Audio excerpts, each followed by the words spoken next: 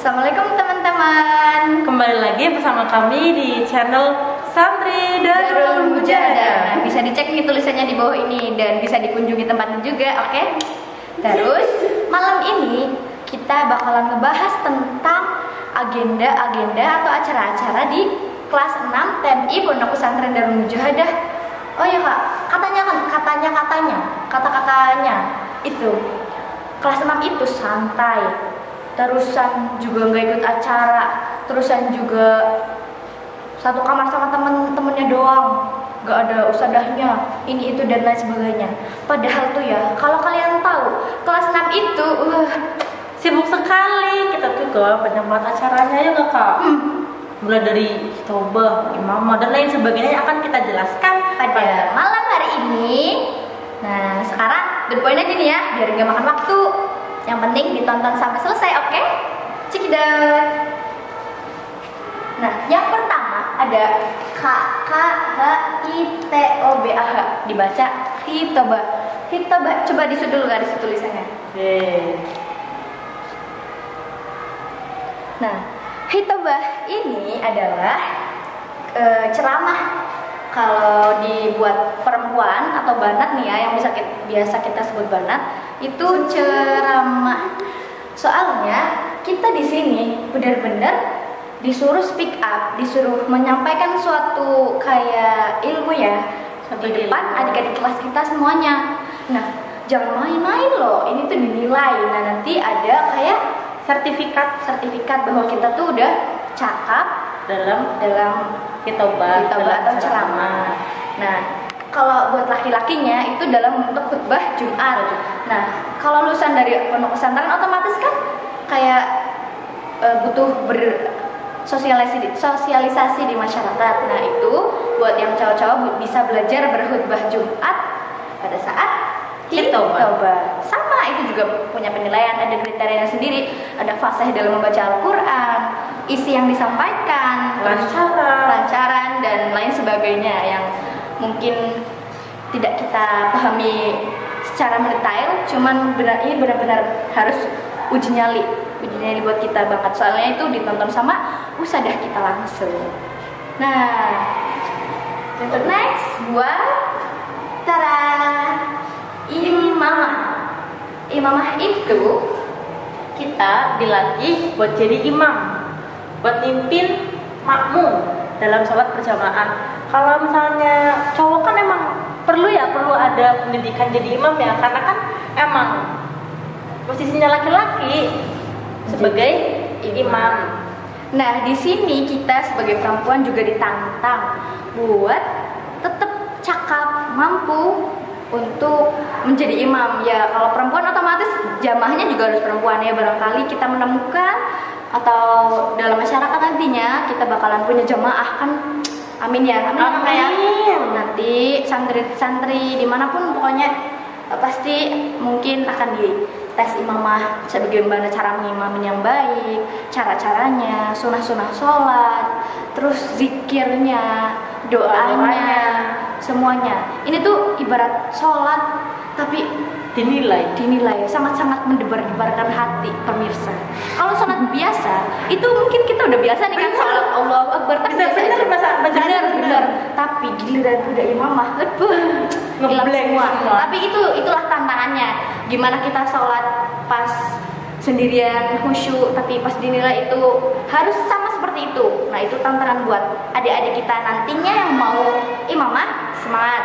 Pokoknya dari sekarang nih doa-doa buat habis sholatnya dihafalin, zikir-zikirnya. Nah, habis itu diamalin sehari-hari. Terus juga imamah ini bukan cuma dinilai nih, kita membantu organisasi santri Darul Mujahadah buat setiap hari Jumat. Kalau cowok kan emang sholat Jumat kan. Nah, kalau cewek sholatnya di kamar, tapi kita sebagai kelas 6 yang udah praktek imamah sebagai untuk mengamalkan apa yang sudah kita praktekkan, yang sudah kita agendakan, itu kita menjadi imam di per kamar. Nanti kita dibagi terus jadi imam pas hari Jumat zuhur. Oke? Sekiranya cukup itu buat imam. Selanjutnya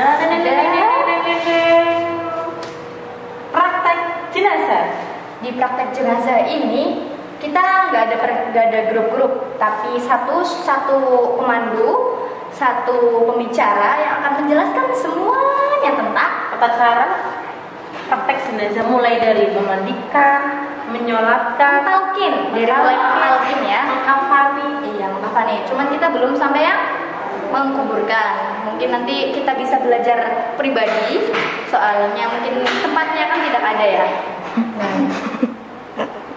Karena kan Masa emang mau gali kuburan kakak kan tidak ya. karena juga kan hak seorang muslim kepada muslimnya mensolati Iya, jenazah. ini adalah fardu kifayah. Kalau ada satu kelompok atau satu kampung yang sudah melaksanakan cara pengurusan mayat, berarti semuanya sudah dianggap beban itu sudah ditanggung oleh satu orang tersebut. Nah, jadi nanti kalau kita udah terjun di masyarakat, insya Allah bisa menanggung tanggung jawab dari untuk mengurusi jenazah. Ya, setidaknya kita memahami cara bagaimana mentalkin dan sebagainya untuk keluarga kita sendiri nantinya ya. Oke, lanjut. Buat selanjutnya adalah amaliyatut tadris. Amaliyatut tadris itu kayak praktek ngajar cuman berbahasa resmi, berbahasa pondok resmi, yaitu bahasa Arab dan bahasa Inggris. Biasanya nih, ini kita tuh dibagikan, ada yang di kelas 2, ada yang di kelas 3, ada yang di kelas Iqdadi. Nah, itu dibagi per kelompok. Ya, nanti di situ kita bikin kayak proposal buat dari perencanaan, kayak kita tuh pengajarannya seperti apa, cara mengajarnya seperti apa, materi yang disampaikan apa aja, itu kita tulis. Dan jadi kita tuh tahu syarat-syaratnya buat mengajar itu harus bagaimana, tata caranya dan lain sebagainya. Cara menjadi pengajar yang baik sesuai dengan aturan tarbiyah. Nah, di sini pokoknya mungkin bagi kakak-kakak yang sudah kita saksikan bersama waktu kita masih menjadi anggota, itu benar-benar challenge menantang. Udah dites sama ustadznya, dilihatin sama ustadznya, teman-temannya itu jadi kayak susah mata-mata. Kalau kita ada kesalahan satu, nanti dinaket, ditulis, dicatat. Itu semata-mata bukan karena teman kita pengen menjatuhkan kita atau mencari kesalahan kita, namun sebagai pengoreksian atau evaluasi buat kita nantinya. Kalau apa yang kita lakukan itu salah, tidak dilakukan berulang-ulangan. Nah, terus lanjut ke ujian. Nah, terasa ujian madrasah itu kan dari pemerintah. Dari pemerintah. Ya, seperti ada ujian ya. Berhubung UN sudah dihapus, terima kasih Pak Presiden. Ya, berhubung UN sudah dihapus, tapi kita tetap melaksanakan ujian madrasah ya. Semua mapel, fisika ada, kimia ada, sosiologi ada, geografi ada, dan pelajaran-pelajaran yang sudah kita ketahui bersama. Ya, kita hanya bisa berusaha. Pokoknya setiap sore kelas 6 gak ada kegiatan, atau malam atau pagi, itu tuh semata-mata bukan kita santai, tapi kita semua mempersiapkan dari awal hitobah, imamah, terusan praktek jenazah, amaliyat tadris, sampai ujian madrasah, kita tuh semua mempersiapkan itu semua. Nah, yang terakhir adalah ujian pondok. Kalau ujian pondok itu mapel-mapel pondok. Nah, ini yang paling menentukan nanti kita ke depannya akan lulus dari pondok ini atau enggak. Yang menentukan itu ujian pondok. Ujian pondok itu pelajaran pondok aja, dari mulai kitab-kitab yang mudah kayak mutlaah gitu, tinggal modal hafalan aja, terus mahfudot sampai kitab-kitab yang tebel-tebel, Bidayah Mustahid, Bulughul Maram, mustalah hadis dan lain sebagainya. Kita bakal diuji dari sini. Diujinya itu dari kita kelas 10. Berarti kalau kelas 10 di sini dibilangnya kelas 4. 4, 5, 6 semua diuji di sini. Jadi di sini kita tuh menguras otak kanan apa kiri buat hafalan kanan apa kiri. Dua-duanya. Pokoknya dua-duanya deh ya. Itu benar-benar diuji. Terus juga nggak kalah pentingnya kita tahu sejarah pondok. Sejarah pondok nanti kita diuji di sini juga. Siapa pendirinya, siapa ketua yayasannya, kapan berdirinya, terus bagaimana sampai seluruh pondok agar gimana ya, kita kan sebagai santri mau jadi alumni tahu gitu ya berkahnya pondok dari mana. Berkahnya pondok itu sangat-sangat apa ya, mendalam gitu, sampai yang dulunya hanya beberapa hektar, enggak ada berapa hektar, berapa petak saja, berapa petak tanah sekarang sudah menjadi seluas ini ya, yang alhamdulillah santrinya 5.000 kok nolnya hilang 1 maksudnya sekitar segitu. Tapi itu juga sudah cukup ya, alhamdulillah. Berkahnya Pak Kiai kita, Bapak Soleh Muhtarom, yang kita doakan semoga sehat selalu, diberikan kemudahan dalam setiap melawan penyakitnya, melawan semua cobaan, dan semoga santri-santrinya dapat mengamalkan ilmu yang didapat dari pondok pesantren di Indonesia. Dan kita harus sayang sama pondok. Karena apa? Karena ya mungkin ilmu-ilmu yang kita nggak dapat di luar kita tahu di sini, dan kita juga diajarkan bener-bener ya mondok gitu, jadi santri. Intinya itu. Nah, pokoknya yang tadi udah kita jelasin dari awal sampai terakhir itu adalah agenda-agenda kelas 6. Nah, ada nih hasil dari semua itu yang benar-benar ditunggu-tunggu, didamba-dambain sama adik-adik kelas kita. Sampai di titik ini, di posisi kelas 6 ini adalah Haflatul Ihtitam, dimana ini adalah perpisahan antara kita kelas 6 dan Pondok Pesantren Darul Mujahadah. Perpisahannya karena kita nggak tinggal di sini lagi, namun uhuahnya harus tetap berjalan, harus tetap tersambung. Nah, di Haflatul Ihtitam ini nanti ada ikrar alumni, terus juga nanti yang bagi santri atau santriwati yang dianggap the best gitu ya, the best nanti akan diberi penghargaan. Itu sangat-sangat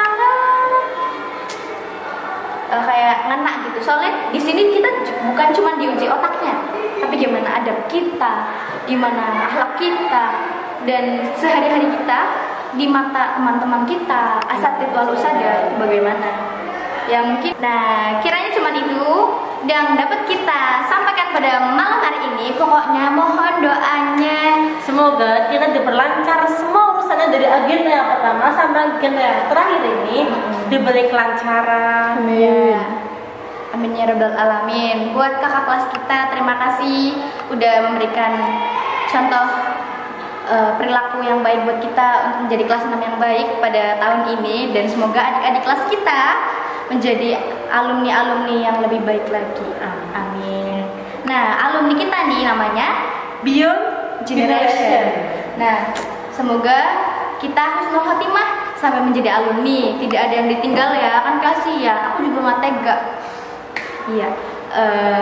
Pokoknya semua kita mendukung semua adik-adik kelas kita biar sampai ke titik ini. Ayo dek, semangat. Pokoknya jadi kelas 6 itu nikmat, solidaritasnya itu diuji banget.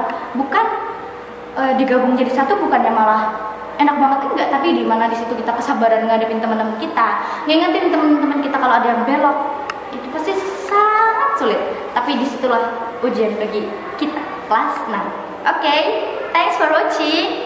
Jangan lupa like, subscribe, share, and comment. Komen di bawah ya, jangan lupa. Bye bye. Assalamualaikum warahmatullahi wabarakatuh.